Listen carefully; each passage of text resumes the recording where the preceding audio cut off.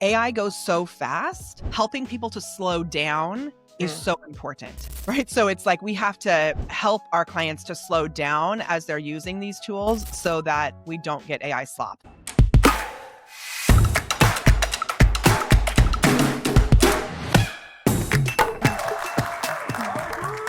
Hello, everybody, and welcome back to another episode of Marketing Inc. I'm your host, Allie Bloyd, and I am joined today by the amazing, the incredible, the fabulous, and sparkly Molly Mahoney. Welcome to the show. Hello, hello, hello. I'm so grateful to be here with you.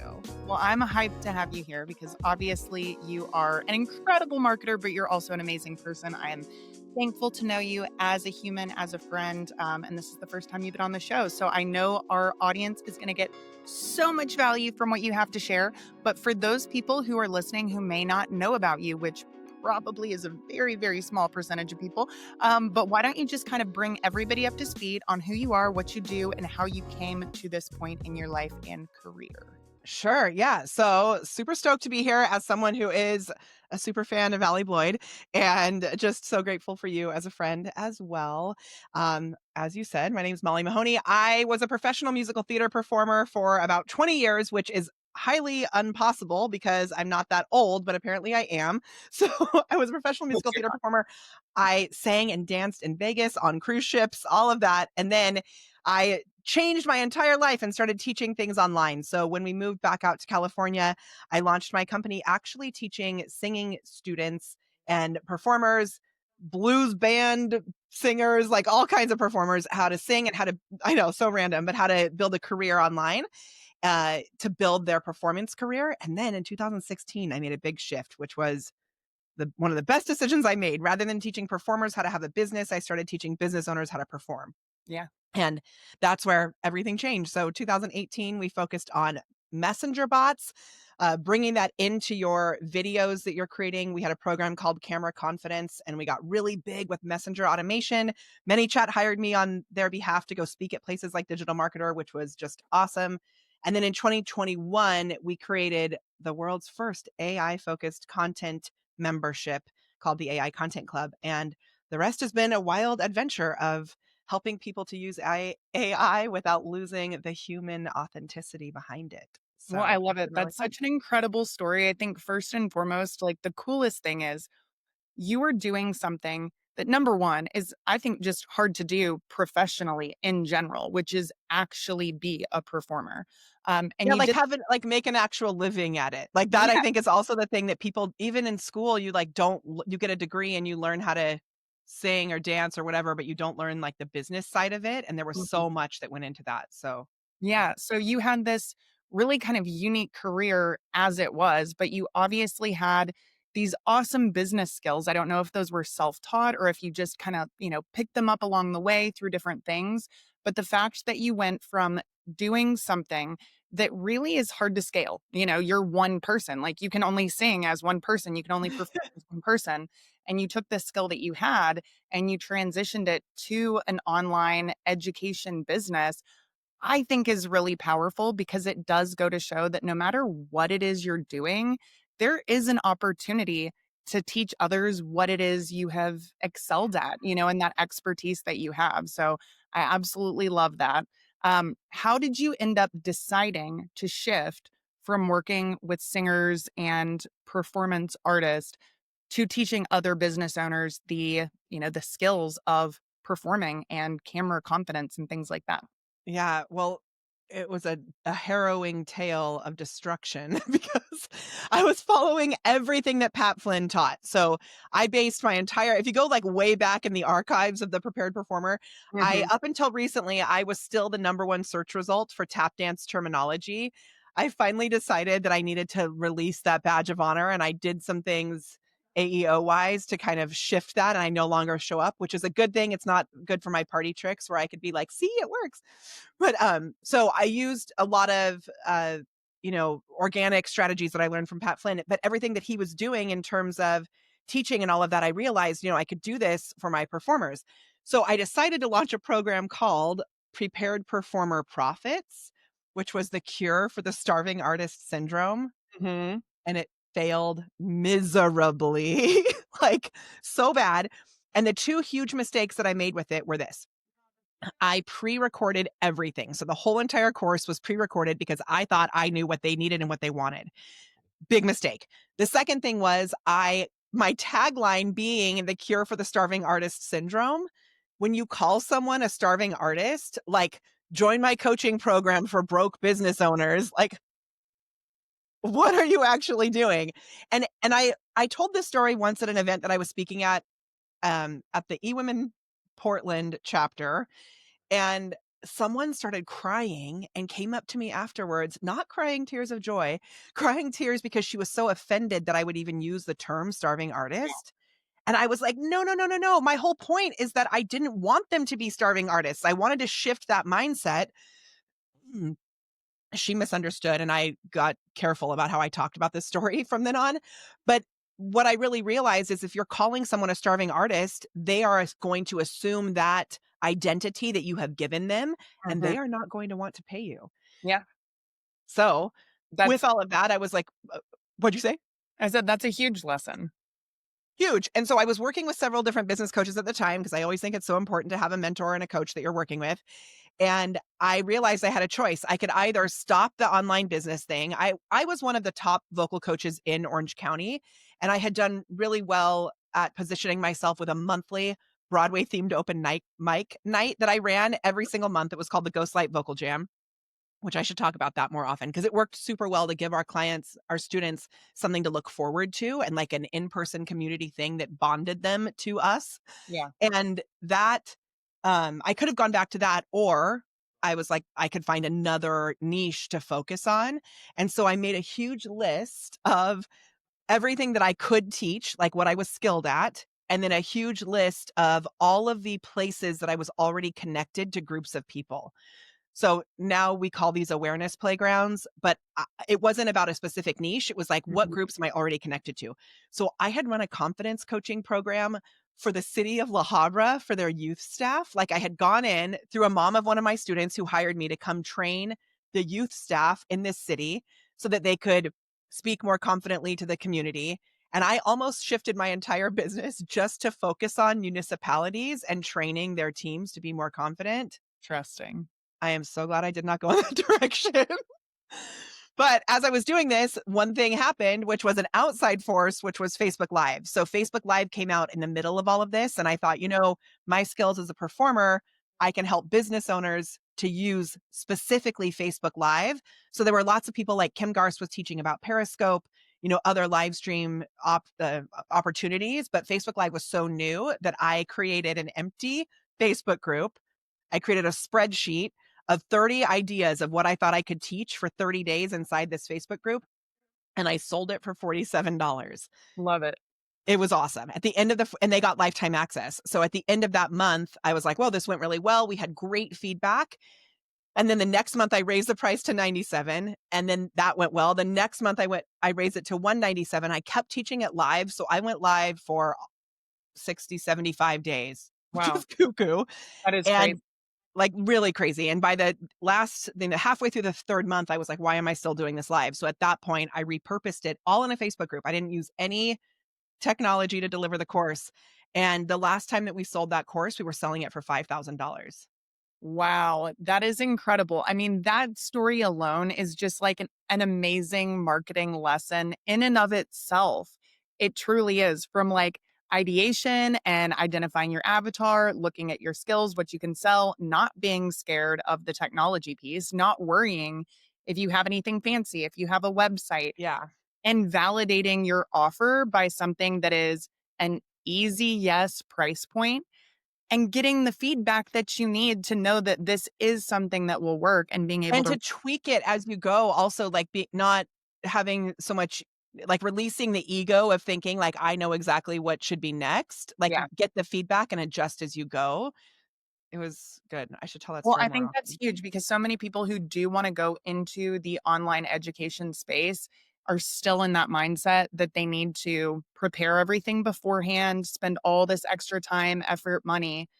And in reality, it's not ideal for them from a time perspective, but it's not ideal for their audience either, because exactly like you said, most of the time we might have an idea, but we don't know exactly until we actually get out there and start hearing from people like what their biggest challenges are. So, the mini chat side, that is where I originally found you back in the day. I was getting into messenger bots and everything.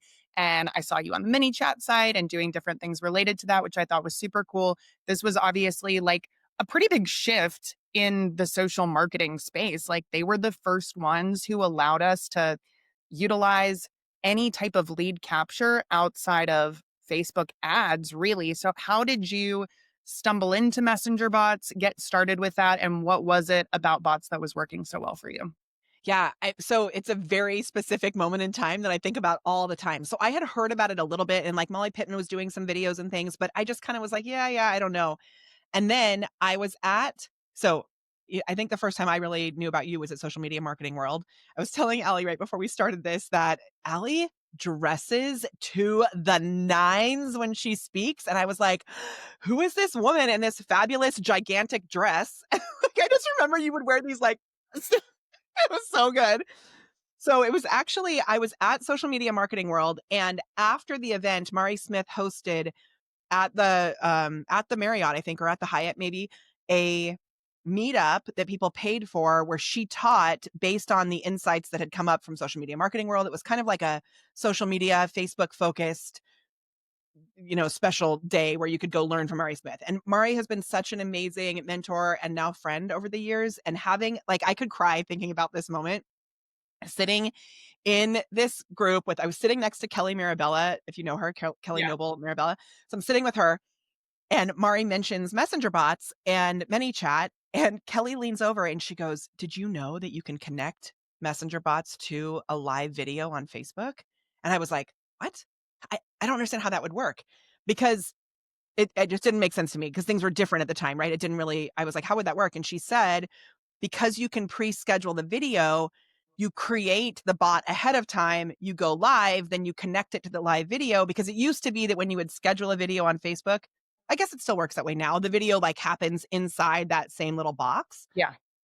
That's changed over the years a little bit, but I was like, "What?" And with my company being the prepared performer, it was like, "You mean I could prepare ahead of time before a video and have this ready to go?" Yeah. So, this is such a huge lesson as well that I have done again and again and again, and you do so well with this too.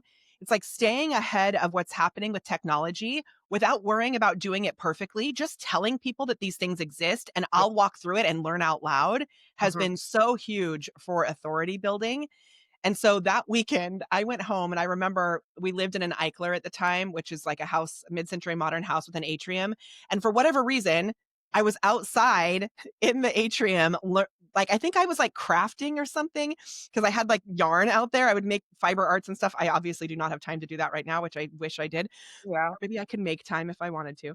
But I was like out using fiber and listening to these many chat lessons on how to build these automated bots. And I was like, this is such a huge opportunity. Mm. So I started creating these messenger automations that were not your normal average automation. They were really fun and playful and weird and funny. And so ManyChat named us one of the top 5 messenger bots because of how engaging and fun it was. Yeah. Well, I think this ties in so perfectly to what you are still doing today. Definitely on the tech side, like you said, staying ahead of the tech, not worrying about doing it perfectly because Mhm. so many of these things they're brand new to everyone. They're And always they're changing all the time. Sure. It's like you can't be an expert on something the second it comes out. You have to become the expert by doing it. And you simply not waiting to, dive into things super, super, super extensively and just doing it alongside your audience has allowed you to stay really at the forefront of everything AI. But you're doing that same thing with AI by bringing your personality and making things really fun and engaging and doing it in a very different way than so many people do, which obviously makes your brand and what you teach so unique. So I think this is kind of a great place to kind of shift into what you're doing with AI now, how you really initially started to dive into that, because obviously it's been coming kind of slowly and then all at once for the last couple of years. A lot of people avoided it, myself, being one of them. Like the first year or so where this was really becoming a thing, I was very hesitant just because of my personal feelings about, the potential negative implications. Yeah. I realized pretty soon, like, I can't stop any of that. All I can do is use this in a positive way, like for myself, for the people I work with. But there are still people at this moment who have not adapted. Oh, I And had to take down a video that I did for a client yesterday. I was so annoyed because it got so much hate from people, not like from trolls. If it was trolls, it would have been fine, but it was from people that were actually like their clients, their team members commenting, and it was like a really good ad that we did for them. yeah, That was an AI generated image of one of them, one of the it was an AI generated image that looked great.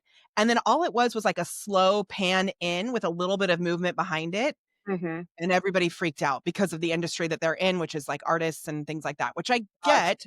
Yeah, But what you just said is exactly the point. It's not going away.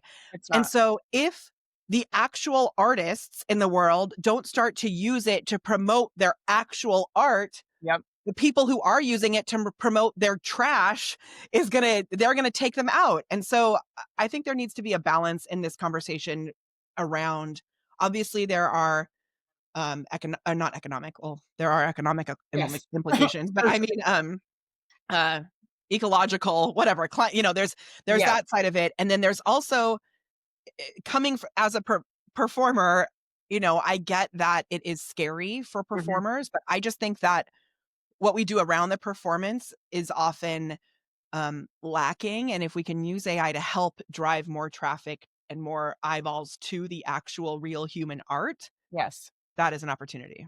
Well, and I think that's so critically important. I so I've written songs and like poetry my whole life, but I'm not a singer. I am Yeah. not a producer. I am not a musician. So I have never been able to take the art that I do and put it into a format that would actually allow it to be heard in the way that I envision it. Yeah. AI gives me the ability to do that though. So it's like being able to see what your art is and asking yourself, how can you amplify that with AI, not how can you replace it? Because I think we all know at this point, if you ask AI to write a song, it'll give you something, but is it going to be awesome? No. No, It right. it's not, and obviously, there are amazing visual things that can be done, but truly, I don't think humans ever want fully AI generated art. They want the human emotion behind every form of art, Agreed. but there are so many ways, like you said, to be able to promote it, to create things around it, to support it, and I think that people are either going to have to adapt or they are going to find out what it looks like if you don't, and I Think think we're gonna get shut down. Like, I mean, hello, we're already like funding is already disappearing in the arts, right? So I with this client who I love so much, I knew that this was not my platform to reply to these people. So I just eventually just deleted the video because I was like, this is an uphill it's battle not that worth I'm it. not able Yeah. to climb here. But that being said, going back to like when I first got into AI, it was actually back when Jasper, which was called Jarvis, and before it was called Jarvis, was called Conversion.ai. It's the same thing that I've done over the years because before ManyChat, I actually was really big with Be Live. I don't know if you remember Mhm. Be I Live. do remember. Yeah, so which they still exist, and I'm still close with the team there. But I was their main brand ambassador back in 2016 because Joel Comm had a Facebook group and he posted, "Oh my gosh, you can now go live with 2 people on the screen, which you used to not be able to do, and you couldn't use Zoom, you had to use, like, Blue Jeans, if you remember that back in the day." So, there was no tool that would do that, and so I went straight to Daniel, the founder of Be Live, and I said, "Hey, I would love to have you on for an interview."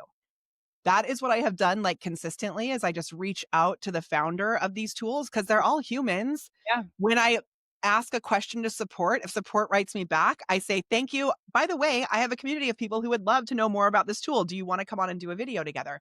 And they're, like, blown away because people like you and I are not normal in the tech space, and so then they're, like, freaking out that they have someone who can actually have a personality in a conversation talking about their tools.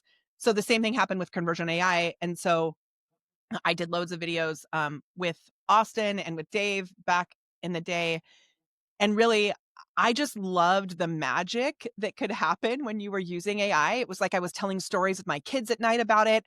I just thought Mhm. it was so fun to play with, Yeah. And I thought of this analogy, which was that it was like dancing with the AI, and so I launched my program was initially called Dancing with Jarvis. And it Mm, was actually a bonus that I gave to my affiliates who purchased their tool through my affiliate link, awesome. and that's how it actually started. That's so cool, and this was years ago. I mean, so this has really been a long time coming in so many ways, and like you said, you created the first AI-based content creation membership, years 'Cause it ago was like 2 before. years before ChatGPT came out, Yes. and Yeah, everybody was like, what? "Yeah, yeah, AI, AI," and I was like, "No, this is actually gonna be really amazing for us." So, it's Definitely. been awesome. So, as you have been in this space for a while, you have seen the beginnings of all of this. You've seen how things have changed and how they're continuing to change. What do you feel have been maybe some of the biggest aha moments you've had in terms of um, things that you could utilize it for that you did not initially see the applications for, or the things that have really stood out as what not to do within utilizing these different tools? Yeah. I mean, I think the biggest thing is that we have to use discernment, and recently, as I've been building out AI apps, like interactive web apps, and I use Base 44.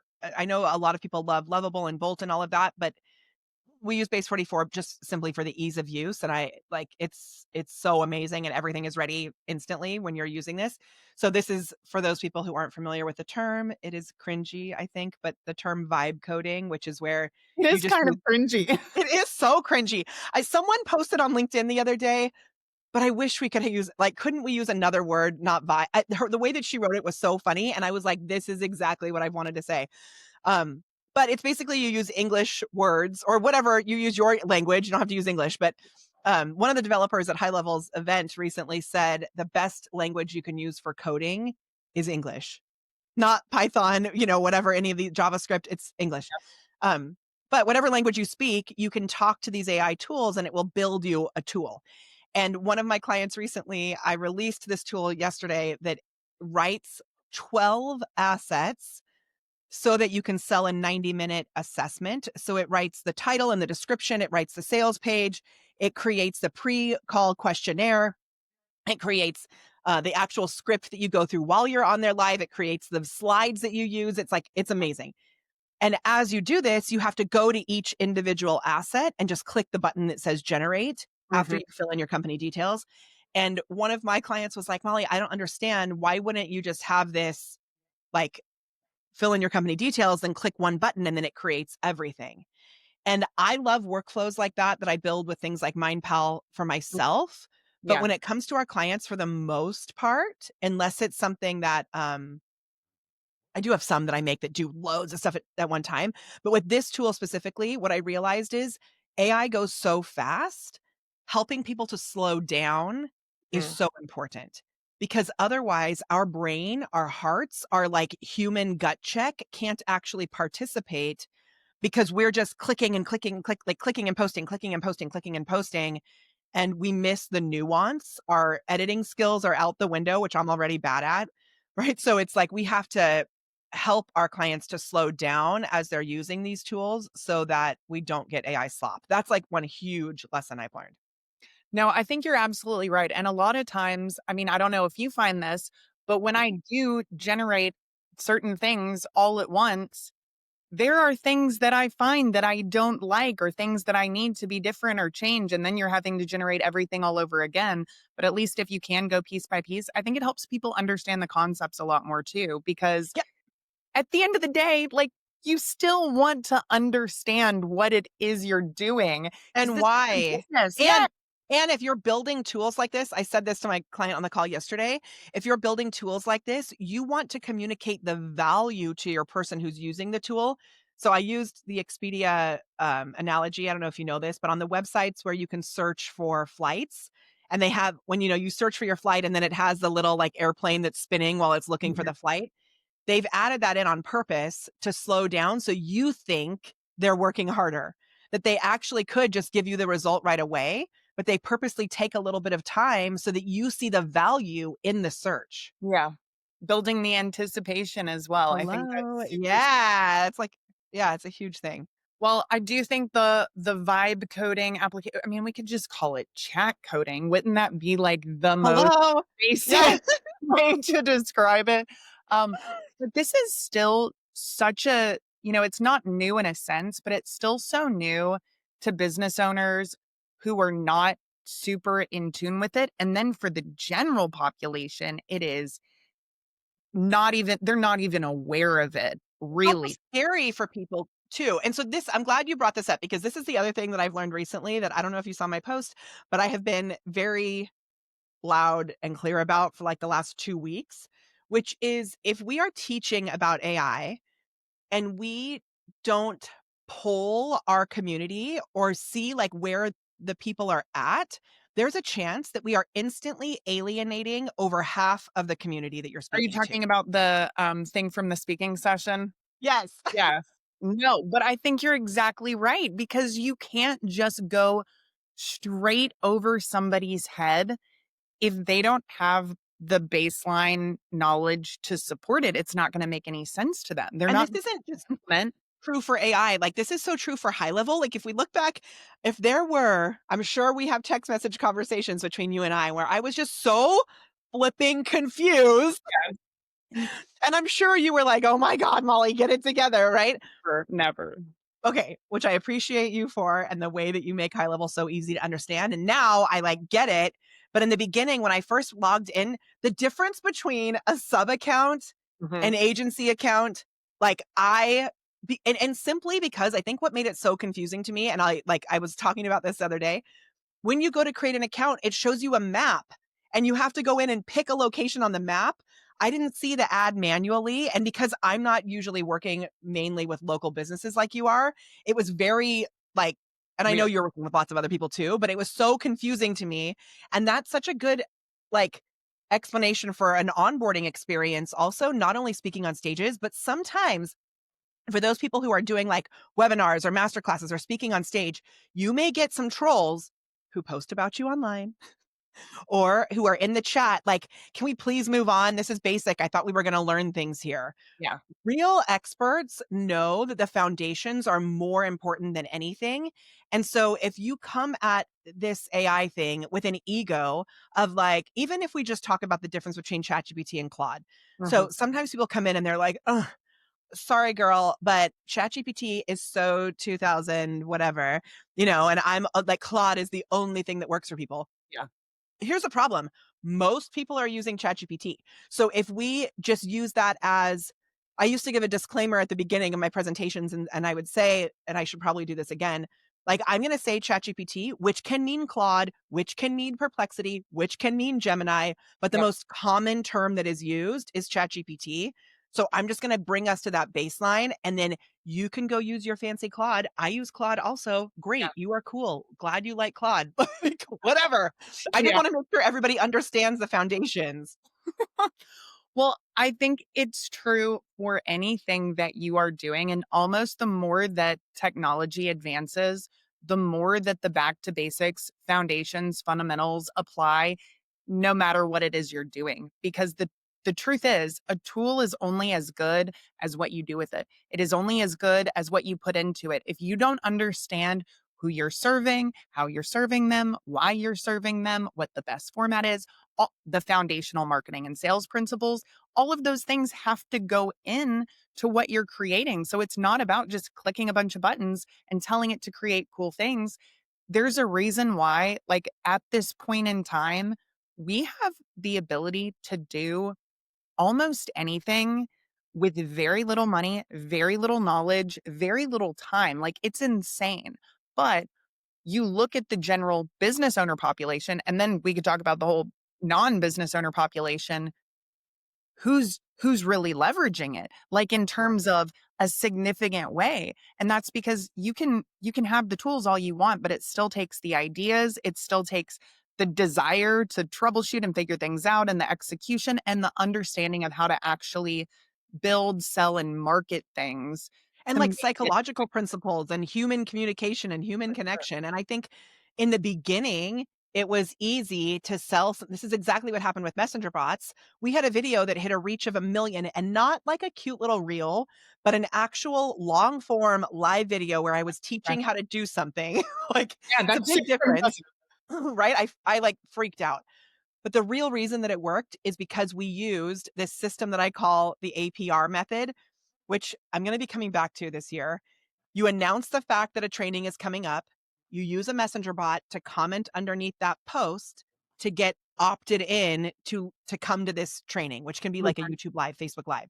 Then on the Facebook Live, you have people comment to get access to your show notes. Then you repurpose it on the other side. And so because people were so blown away by the fact that they could get an automated message when they commented, it was new. The market sophistication had not caught up. Yeah. We had bajillions of people comment, and it was the same thing with AI. You didn't even need marketing messaging in the beginning because the like cool Okay. effect Yeah. was so big, but we are past that now. Like, you've Mhm. got to actually have substance to back it up. Absolutely. And I think again, there are different audiences. Like if you are selling to the general population and you're creating certain things, like they're not going to know the difference between what's AI generated and what's not. But you still want to give people things of value. And I don't know about you, but I correct AI all the time. I mean, I'm Yeah. never taking the first thing that I get. There are so many things that I'm like, that doesn't make sense. This is not the best approach. And they're like, that's so insightful. Your instincts are right on. So I'm like, that's the other thing, right? yeah.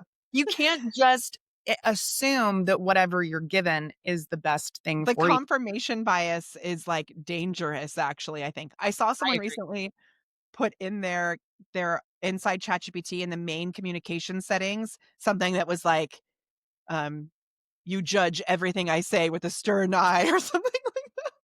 It's important, you know? Yeah. You have to be asking the questions and not stating the facts or solutions sometimes. So, obviously, content creation has been a huge part of your business for a really, really long time Yeah. from doing your lives, the organic social, all the things that you're doing now.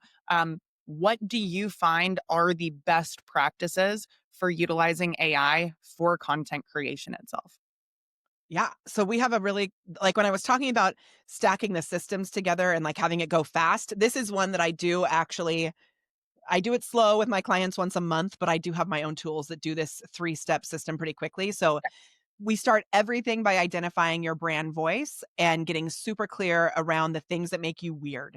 So Mhm. your weird is your superpower. You are weird, Allie, because you live on a farm. Like, you're Well, great at weird things too. I know. We should talk about them more. But I mean, if we just go back to, like, the big dress, right? I knew that I was gonna connect with Allie because of what the visual weirdness that I saw from her, right? Yeah. So we have this thing called the Quesadilla of Awesome, which is where you go through this exercise to figure out the things that make you unique, that make you weird. So that's the first thing. And then we use this system called the spotlight effect that helps to come up with the messaging that you can repeat again and again. So there's, like, catchphrases that we say, like, Mhm. weird is wonderful. And it's interesting because when you go into creating AI bots and AI voice chat, if you can give it these catchphrases, it makes it more fun and engaging. And I love to make it more playful, but you've got to start by identifying what those things are. We create an enemy avatar. So our enemy avatar is Lambo Larry, and it is like the antithesis of what I you like it? Yeah. Yeah. So Lambo Larry is like the opposite of what we stand for here. That's the first step. Then we get really clear about our ideal client and we make a giant list of the beliefs they would need to have in order to buy from us. So we call this a tree of beliefs, and it covers why me, why this, why you, why now, why not, why stay, why worse. Like, we have all these different beliefs, and I Mhm. have a specific AI tool that just focuses on creating those beliefs. Really good. We use that for everything. Then you put your content piece on top of it. So the main thing that we teach in our systems is called the super prompt, which is this evergreen engine. And so there are several different ways you can go when it comes to content.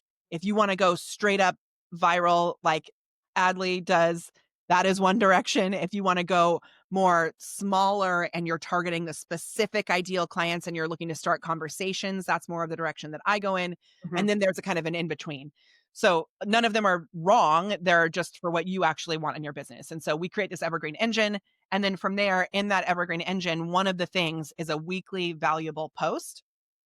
And with that valuable post, you don't just do the long form blog or the long form video. You have a whole system built around it to promote it and repurpose it. I love that. So I remember you telling me about the Tree of Beliefs for the first time. It's when we were driving to San Diego for, Yeah. I guess it was Traffic and Conversion Summit a couple years ago. And I just thought it was so smart because ultimately, most people just skip right over those steps.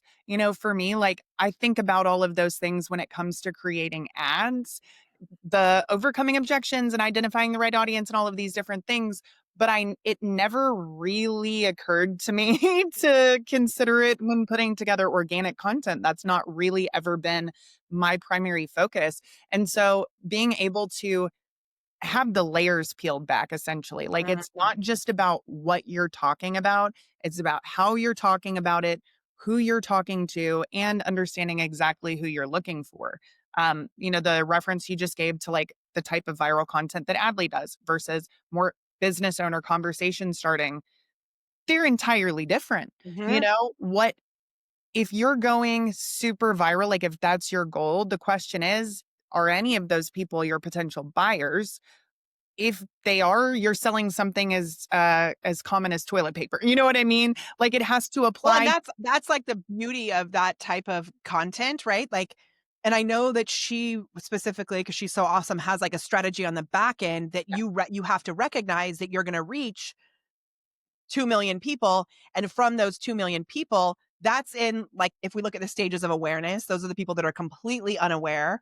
Absolutely. We're going to filter out the problem aware people. Then we're going to filter out the solution aware people. Then we're going to filter out the you aware, like the product aware people. And then it's going to come down to the referrals and the actual clients, right? But if we look at that as this awareness pyramid, we call it, you want to make sure that you have content that's at those different levels because you can't specifically know where people are at when they see your content. But the algorithm, as you do this thing that I call organic retargeting, it's going to find those people and when the content meets them where they're at, that's where they get sucked in. This like reminds me, have you heard about my favorite thing on the internet right now, which is group 7? No. I've heard of 6, 7. Okay, so 6, 7, I think that has something to do with it actually.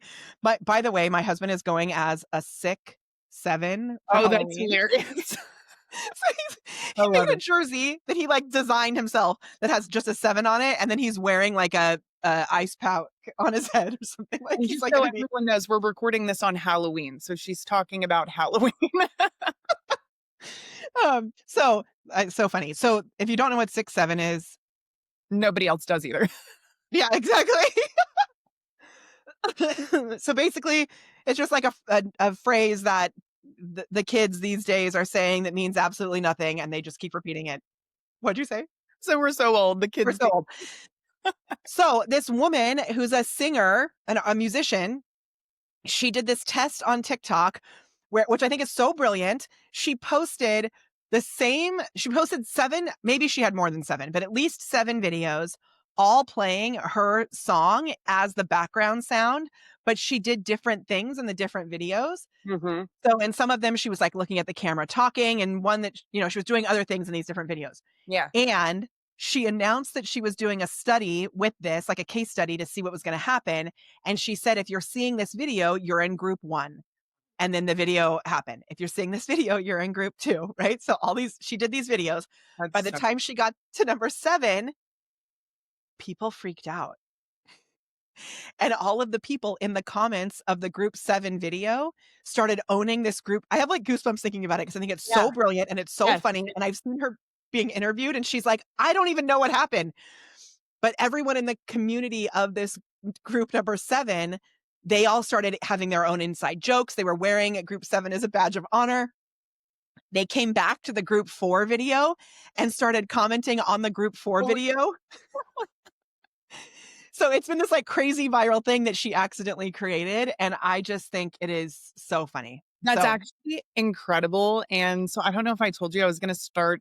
I'm, like, not on TikTok, but I'm gonna start a TikTok for my spoken word poetry. oh, It's okay. exactly what I should do is just have different, it's the background noise, it's spoken to, but I think it really reinforces the identity piece that we were talking about earlier. Like people like to have an identity within your content, within your business. The starving artist identity you realized was not the identity you wanted them to have.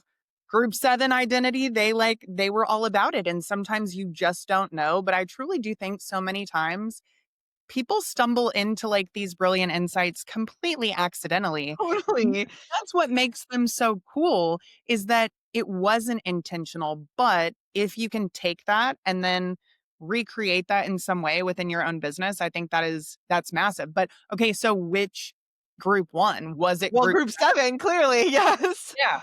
And the So other thing, since she was a musician, this was her sound, it was her song, and so then it bumped her song up to the top of the trending sounds, that's amazing. And which that's how I found it, because I was looking in High Level, and I was looking at they have that new, like, the trending, like, yeah, Google Trends, whatever, all that stuff, the market. super cool. I love it. And it has TikTok trending sounds there. And I was like, oh, this is awesome. And I was listening to them. And when I clicked on the second one on the list, it was all of these things about Group 7. And then there was a woman, which I should do this today, describing what Group 7 was. And that's the video that I actually watched to go figure out what actually had happened. But That wild. is so awesome. But that's another kind of tying it back full circle moment.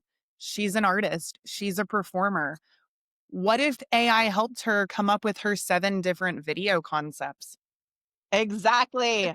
What then? You know But what are I'm we tearing her saying? down? Like, No. this is something useful for everyone, and there is something Yeah. creative that you can do within your art or your business or whatever skill set you have, being able to leverage this. So, organic content, amazing. You're the best at it. What other AI tools or applications within your business have really kind of wowed you lately? Yeah, I mean, I'm obsessed with Sora, like inappropriately obsessed. It's a good thing that I don't have an iPhone because it's not as easy for me to use. I have like a backup iPhone, but at the moment I can't find it. It's somewhere in my house. But the And probably took it from you to keep you from Sora. he probably did. That is such a good point. Now, pro tip, you can actually use Sora on the browser on your phone, which works pretty well in the browser on your computer. You just have to have the iPhone app to be able to train the Cameo. But just recently, they came up with this idea that I swear I manifested because I was thinking, so I have like 2 great Sora stories that I will tell. This is not the best one, but I'm gonna tell it first. I was thinking, do you know the movie or the initial viral video called Marcel the Shell with Shoes on? I don't think so. Oh my gosh, Allie, I'm gonna send it to you and your life is gonna be changed. I can't So wait. Google it, Marcel the Shell with Shoes on. There actually was a full-blown feature film, which that's fine. But the first video is one of my most favorite videos that has ever been made. And it's this little shell. It's like stop motion. It's this I little was gonna shell. ask if it was stop motion because I It love. Yeah, it is. It's stop motion. And the woman who did the voice is so brilliant. It's stop motion, a shell with a googly eye and shoes. These like little plastic shoes. And so the shell is like scooching around and it's like, hello, my name's Marshall. Oh, I always do that. Marcel. It's like so friggin' funny. And it's like, do you want to know what I use as a pet? A lentil. And then it like has her like carrying this little lentil on a string. It's so funny. And and it's all these different scenes. Okay. So I watched that video 7 million times when it first came out. And I was thinking yesterday, I don't even know what was going through my head, but I had this like voice in my head, kind of similar to Marcel the Shell. And I was like, man, I wish I could use Sora to create videos like that had a consistent character because the consistent character piece can be Yes. tricky, right? I've had a series of children's books I've wanted to publish for a long time. And the illustration piece, it's the character consistency that has Yeah. been super hard. Yeah. Now, I do have a children's book that was illustrated by a human that I'm obsessed with the Which I illustrations have on. in my house and my daughter loves. It's called Finding My Awesome. So I get that's again like, do we, but the what Sora has done is they now have a new feature called characters, and you can create a cameo of a character, which can be your dog Yeah. or a drawing that you do. Now, it has to be a video that you load. So you would have to create this is how I would do it. You would take an image, put it into VO3 or put it into Kling or something like that, where you take this image of the character and then you animate it just a little bit. And as long as it's a video, you can load it into Sora, and then it creates inside Sora the little at symbol that you can use for that character. Amazing. So other people can use the character as well. You can make the settings if you want to let them do that. Super, super cool. I wonder if you can brand your character so that if other people decide to use it, you can get your some form of your messaging out there. You know what Well, I'm this is what this 100% you do, because when they use the ad symbol with your character, then it says that your character is in it. So if they click on your character, it comes back to your brand. super, super cool. All right. I know what my weekend project's gonna be. I can't wait for this.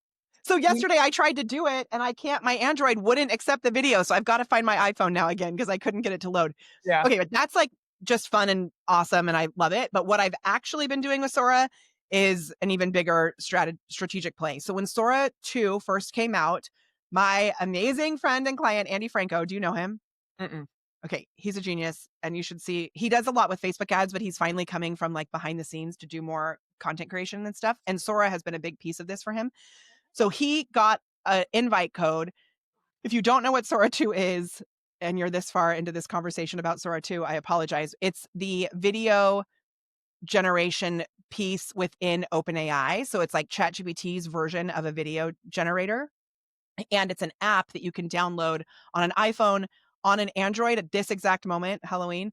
It is in a pre-save thing, so you can reserve it on your Android and it's going to be available soon. So you can tell that they're going to release it on an Android soon. But basically, you train a model of yourself and then you can use yourself and up to 2 other people or just 3 other people in your videos. So I've had clients create videos of me that are so funny. This is why it's important to get your weird in there. It's important to identify who you are as a personal brand. I've been using them to make GIFs. I've been using them in my presentations. Like at the end of my presentation now, it's me speaking on stage and then it's a GIF of my clients in the audience going, and then smoke coming out of their ears. Like I have so many use I cases. love it. But what I did was the week that it came out, rather than thinking, how can I use this in my own business? I took a step above and I thought, how can I help other people to use this in their own business? Yeah. So I vibe coded an app with over 200 Mad Lib style Sora prompt generators called Sora Spark. And Awesome. so I sold it. We made it a what is it called? A pay what it's worth to you offer with a I minimum. loved it when you told me that concept before. So cool. So good. I used to say pay what you want, but I was in a mastermind with Kevin Nations and I can't remember who shared this, but somebody really smart shared this on the call and said they don't call it pay what you want. They say pay what it's worth to you. I think that makes a ton of sense. Like it. And Yeah. so then we've had people pay over $97 for this app. It's lifetime use the way that we did it up, and who Mhm. knows if we'll keep it that way.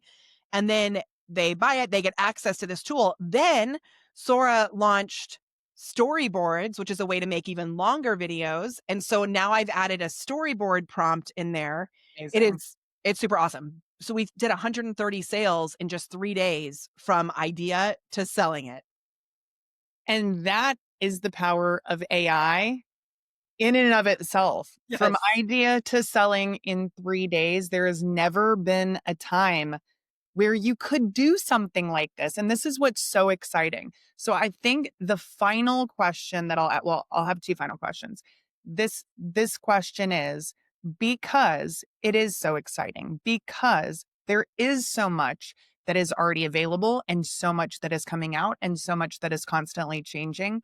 What is your advice to business owners who want to leverage AI, but they are feeling very overwhelmed? They are Yeah. feeling anxious simply at all of the shiny objects all around them. They are worried about diving into things that will not serve their bigger business purpose, but they do want to use it effectively. What advice would you give to them? Yeah, it's a huge problem because if you jump ship, like if you start using a tool and then someone tells you, oh, this one is better, and then you go use that instead, and then someone tells you this one's better, go use that instead.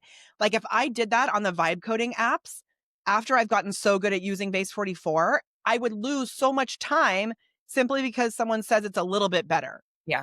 right? So you've got to use some discernment when you are choosing your apps. And I think the best tool to use is the one that you actually use. Yes. So that's like the thing with ChatGPT. I've built out all of these custom GPTs. I've used it so much. It knows way more about me that I use ChatGPT first and Yeah. then I'll put it into Claude to like zhuzh it. Yeah. Or I'll put something into Claude to make something like really juicy and then I put it back into ChatGPT to give it the wash of my own personality. So the real key here is one word, and I don't know if you know this word. It is the word JOMO. Do you know this word?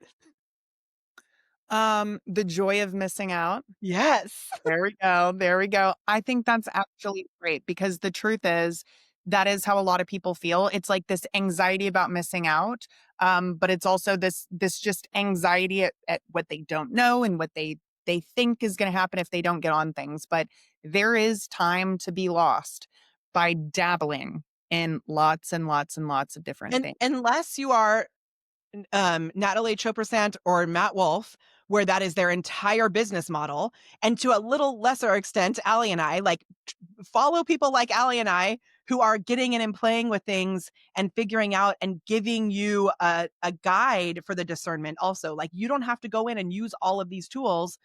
You can There are people that you can follow and get information from so that I mean, I'm obsessed with AI, so I'm gonna do my best to learn all the things as quickly as humanly possible, For sure. because that's the focus of my business. But for most business owners, that's not the focus of your business. So get with someone that you can trust and then stay in action and keep your JOMO glasses Yeah. on. Well, and I think along those same lines, I have mastermind students that will start working with me and they'll say, I finally joined this program because I was listening to like 20 different people and I realized that everybody's advice was different and it was like conflicting and I was getting really overwhelmed because I was trying to do my best to learn as much as I could, but like I couldn't keep up following too many different Yes. voices that I was hearing, and I think it's super similar with this. It's like find the people that are doing things that you want to be doing with AI and that are actually helping you with the shortcuts, saving time to do those things so that you can move a little bit faster without having to figure it all out yourself. And then just kind of stick with it. You don't have to listen to every voice that's out there just because it's out there. And this is like great advice on both sides. If you have a mastermind, it's knowing that there's space for you to be teaching things like this. If you hear people like this lovely human who wrote something mean about me on the internet, if you hear people saying like, "Oh, I know more than everyone and I'm the only person to listen to," they're probably lying. Yeah. Like there's no way that's actually true because everything's changing. This character thing just came out 2 days ago. Like everything's changing so fast. So as someone who is running a mastermind or a coaching program, if you are in that space, no matter who your clients are, get clear about who you are as a human and the energy of your community. I had a client message me yesterday in the funniest voice message, and she said, "Molly, I was listening to someone else's training and I had so much FOMO because I was thinking that I should sign up for it, all of this. And then I realized while I was on that training, it was very similar to what you're teaching as well. But the big difference was energetically, I align more with you." That's the thing. Like, not everyone's going to align with me. Not everyone's going to align with Allie. Not everybody's going to align with Perry Belcher. Not everyone's going to align with whoever. Like, Yeah. find the people that are your version of weird because that's where you're going to feel the most comfortable learning as well. For sure. And then one final question. If you had one single piece of advice about life or business that you would like to leave with the audience, what would you say? Oh, I have a good one for this. Okay. It's a very important question, which is what would you love? Like, what is the big, crazy dream? And get super clear about that actual dream life because most people have no clue what they want. And they're chasing these little ideas that they get because they're comparing themselves to someone else. They have comparisonitis. I am a full-blown possibilitarian. I wanna see the bigger possibility with you and for you, but if you're not clear about the life that you would love, Yeah. the stuff you're doing in business doesn't matter. I think that is incredible advice that everyone should really take to heart, honestly, because that's what it's about at the end of the day. We Mhm. can build whatever we want, but if it's not based on what it is that is going to fulfill us in our outside of work life, certainly isn't going to fulfill us inside of our work life. So Yeah. I love it. Well, thank you, Molly, so much for being on with me today. It is a pleasure as always. And I know the audience thoroughly enjoyed it. So if they want to learn more about you, check out any of your stuff, where would you send them? Yeah, you are the absolute best. I'm so grateful to be here. Thank you. So I'm starting a brand new Instagram account. It's Molly Mahoney Official. It's a baby account. I would love to connect with you there. I post mainly through my personal Facebook profile, which is Molly Mahoney. And then I brought a gift if you want, I can share. Is that Yeah, okay? Yeah, absolutely. so I have this ideal client generator that will give you a really juicy ideal client. And if you go to molly.live, MOLLY.live/Allie, ALLIE. It'll take you right to it. You can go download it. It's a custom GPT that will work on any level of chat GPT and give you really juicy ideal client avatars that go way beyond pain points because people Amazing. are more than their pain points. Yes, and that is the foundation of everything else. So if you are not clear on that, definitely hop over and grab it. Thank you so much, Molly. You are awesome. I will talk to you soon, and I hope everybody has a great level of insights from this episode. All right, see you guys next time. Bye bye. Bye.